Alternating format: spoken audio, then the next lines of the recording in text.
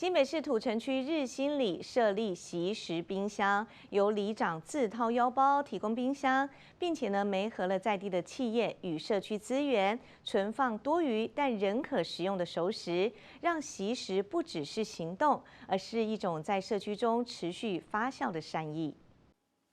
将物品整齐排列，一一分类放好。这不是便利商店的店员在补货，而是土城区日新里在今年新设立的习食冰箱。我们这一里啊，不是只有我们这一里的老人，是有很多的一些老人喜欢来我们这里下棋。那我知道他们的身份都是独居，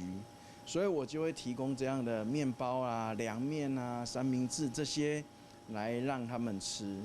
另外呢，我这里有一个乐利国小，那小朋友就是在放学之后，他们在这边嬉戏啊，那我就想说可以提供面包啊，让他们可以解饥。那我也要非常感谢我们里内的一些在地的企业哈，比如说店家啊、便利商店呐，或者是一些工厂，他们知道我们有在做这个，非常乐意的参与，所以他们都会不定时的来提供这些食物，都是那个熟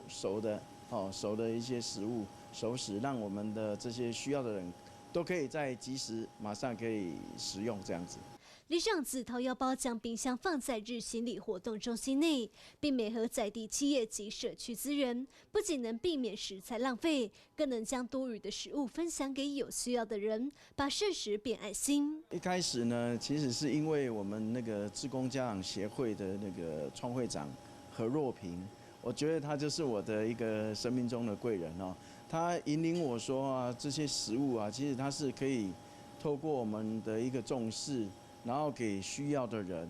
啊，那也可以推动我们这个 SDGs。目前呢，因为我们在提供这些食物的时间啊不一定。所以我们希望可以透过广播就可以大家马上就可以听到了。另外我们有 LINE 啊，还有 FB 就是在这些店家要提供之前呢，都会先告知。开盒之间不只是物资的流动，更是人情的交换，也让这台冰箱成为共享与习食的实践场域。